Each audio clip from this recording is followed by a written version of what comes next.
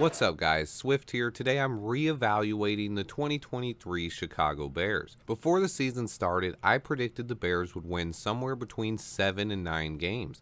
I thought this team would have an outside shot at making a run at the wild card, but this season would be all about improvements across the board, learning how to win, and development from Justin Fields. After losing the Green Bay game, most of us were devastated, but things continued to get worse as we started out the season an awful 2-7. Everyone in the media gave up on Justin Fields. I heard every single day that we could get the top 2 picks in the NFL draft, but I cautioned everyone that even though this season started off awful, I still believed we could turn things around. I talked extensively about how this team was still learning how to win and even broke down how this rebuild is following the path of the Detroit Lions. Nobody else in the media was talking about this, but now 8 weeks later, the Bears have suddenly shocked the world and beat the Detroit Lions and won back-to-back division games. Sitting here today, the Bears are just 1 game out of playoff contention. 1 game back with 4 games left to play. Kind of crazy to think about and shows another point I made, just how weak the NFC is outside of the top 3 teams. Those teams to me are the Dallas Cowboys, the San Francisco 49ers, and the Philadelphia Eagles. I've been steadfast in my belief that Jared Goff is not going to take the Lions to a Super Bowl. I don't think he's that good. To me, he's a game manager, and he's just never been special at the quarterback position. I made a video on him last year explaining why, and I love going back and reading some of the comments from Lions fans. On top of being just 1 game out of the playoff standings, the Bears also currently hold the #1 overall pick in next year's draft via the Panthers. To go with that, the Bears are 3-1 in their last 4 games. They've won back-to-back division games, and this defense has been one of the best in the entire NFL since we acquired Montez Sweat. Things are definitely trending upward, and this team is finally turning the corner that I've been talking about for the last year plus. I don't expect sunshine and rainbows going forward, but I do think this team can play even better the next 4 games. Justin Fields is playing the best football of his young career and showing that he is a true playmaker both with his arm and his legs. This offensive line is finally gelling and looking like a respectable unit. Darnell Wright has been the best rookie tackle in the NFL. Tevin Jenkins has been one of the best offensive linemen in the league, and Braxton Jones has looked awesome since he returned from injury.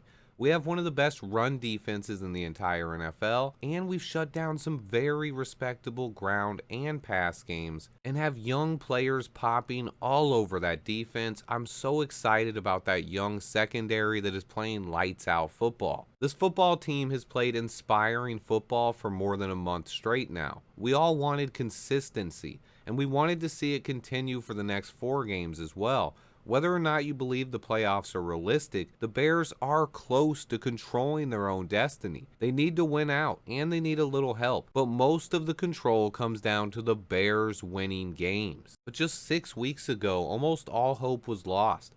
The majority of my comments on this channel were about Justin Fields being a bust and how this team is going to get the #1 and #2 pick in next year's draft. And almost everyone in the media was out on Justin Fields. A lot of media guys have now flip-flopped and changed their takes back up, but I've stayed consistent this entire time. A lot of guys in the media hate me for that. I don't claim to be smarter than anyone or think I'm always right, but what I said is just simply a fact. There was a 2-week period where I was getting 15 to 20 comments a day telling me I'm the only person who still believes in Justin Fields, and I even made a video about it with Keek on the mic. A lot of the people who even support Fields today did not believe in him just a couple months ago. Fans' need for instant gratification in this digital era makes real rebuilds almost a thing of the past. Teams want to win, and they want to win now.